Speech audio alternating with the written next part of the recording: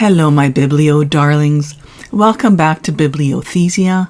My name is Mally, and the story that we're going to read today is called The Mud Pony. But before we do that, let's remind our bodies that we are safe right here and now. And how we're going to do that is what's known as a 4-4-8 deep breathing exercise, which means we're going to inhale for 4 counts. We're going to hold our breath for 4 counts. Then we're going to blow out air for 8 counts. So ready? Let's inhale deeply for 1, 2, 3, 4. And now hold the breath. 4. And exhale out for 8.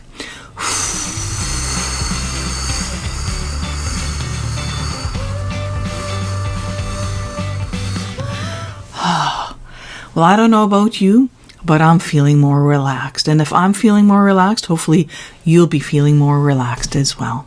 Now let's look at our story. It's called The Mud Pony. And look at the cover. It's beautiful. It shows a First Nations person and a pony. So let's look at the story. Let's look at the dedication page. For my husband Bill, with love, CLC, and in memory of my brother Nelson and my sister Dorothy, SB. There was once a poor boy in an Indian camp who would watch by the creek as other boys watered their ponies. More than anything, he longed for a pony of his own. So at last the boy crossed the creek, dug the wet earth, and shaped a pony out of mud. He gave it a white clay face. He loved his mud pony. Every day he went to it and took care of it as if it were real. One day, while the boy was with his mud pony, scouts rode into camp. "We've sighted buffalo several days' journey west," they said. The people broke camp, for they would starve in the months ahead if they didn't hunt the buffalo. The boy's parents looked everywhere, but they couldn't find him. Finally, they had to leave without him. When the boy got back to camp, he saw everyone was gone. "My people!" he cried out. "I will never find you. I'm all alone." He wandered, heartsick and hungry, around the empty camp, picking up scraps of dried meat and a tattered old blanket someone had thrown away. He ate, then huddled up in the blanket and cried himself to sleep. Oh. As he slept, he dreamt his mud pony was alive and spoke to him. "My son, you are not alone. Mother Earth has given me to you. I am part of her." When the boy woke at daybreak in the empty camp, he cried for his people. Then he went to his mud pony and could hardly believe his eyes. The white-faced pony was alive, tossing her mane and pawing the ground. She spoke like the pony in his dream. "My son, you are not alone. Mother Earth has given me to you. I am part of her. You must do as I say, and someday you will be a chief among your people. They are far away. Get on my back and I will take you to them. But do not try to guide me, for I know where to go." I wonder, would you have the same courage as this young boy to get on a pony and do as the pony says? Let's find out. For 3 days they journeyed over the plains. The boy was worn and hungry, but he would not give up. He let the pony guide him. Then, at the 3rd nightfall, the boy saw smoke curling up from the teepees in a camp. They had reached his people. "Go and find your parents," said the pony, "but leave them before dawn. It is not yet time for the others to see you. I will be waiting in the hills. Now cover me with a blanket to protect me from the rain, for I am part of Mother Earth." The boy went into the camp. He wandered among the teepees until he found the smallest one. He went in and threw dried grass into the fire, so a blaze went up. In the fire's light, he saw his mother and woke her. "Here I am," he cried. She touched him, and tears came into her eyes.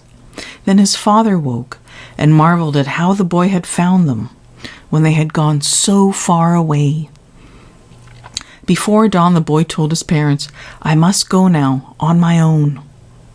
He left them, but from the hills he turned and watched as the other people broke camp to continue on their way to Buffalo. At last they disappeared. For 3 more days the boy and the pony journeyed over the plains. The boy was weary and had no food at all, but he kept on going. Finally, at the 3rd nightfall, he saw a camp in the distance. There are your people," the pony said. "It is time that you join them. Ride me into the camp." The boy did, and all the people came out of their teepees, astonished to see him. A war chief invited him into a big teepee. There was soup and dried meat and 2 buffalo horn spoons in a wooden bowl. They ate together. "Nawatiki," the war chief saluted him. "You journeyed over strange land, starving and alone, and yet you found us. You have a gift, a great power, and now you must help our people. An enemy has attacked us on our way west, killing men, keeping us from reaching the buffalo. At daybreak you must join us in battle." When the boy left the big teepee, he trembled, but the pony spoke to him. "My son, do not be afraid, for I am part of Mother Earth, and the enemy's arrows can never pierce the earth. Put earth all over your body and you will not be hurt." At daybreak, he covered his body with earth and rode the pony straight into the fight. There was a fierce battle, but he led his people to victory. At last the people were free for the hunt, and the boy on the white-faced pony showed the way, capturing more buffalo than any of the grown men. Years passed, and always the boy let his pony guide him. Always he was a powerful leader. Finally, he was made a chief. As a chief, he had a corral full of fine horses, but the white-faced pony was his great gift. He tied many eagle feathers into her mane and tail, and every nightfall he carefully covered her with a blanket to protect her from rain. Then one night while he slept, the pony came to him in a dream. "My son, now you are a chief among your people, a chief with the power of Mother Earth. It is Mother Earth who gives you the power, and not I. I am part of her, and it is time that I go back to her. You must let me go." The chief got up in the dark and went to his pony. She pawed the ground and tossed her mane in the wind. "Take my blanket," she said. He did. Then he went to his teepee. Just before daybreak, he woke to shrill winds and rushing rain. He ran to his corral and looked everywhere for his white-faced pony. He couldn't find her. Then, as the morning light broke over the wet earth, the chief saw a patch of white clay, and through the wind he heard a voice. "I am here, your Mother Earth. You are not alone." What did you think of that story? I thought it was a story of a young man fighting great obstacles, even when he was hungry and tired and he felt that he couldn't go on anymore.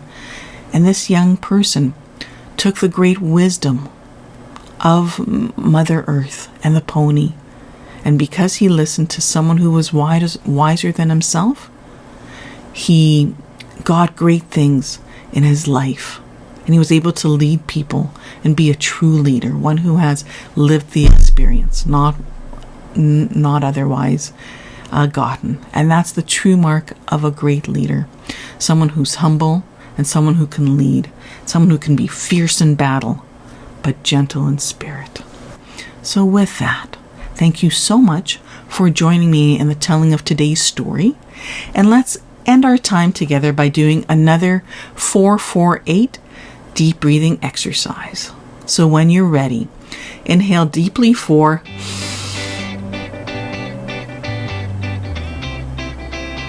Now hold the breath 4. And exhale out through your mouth for 8.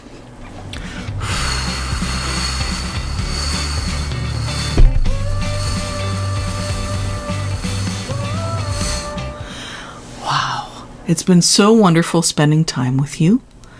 And remember to tell your friends to click the like button and the subscribe button. And until our next story, take good care of you. Take care. Bye.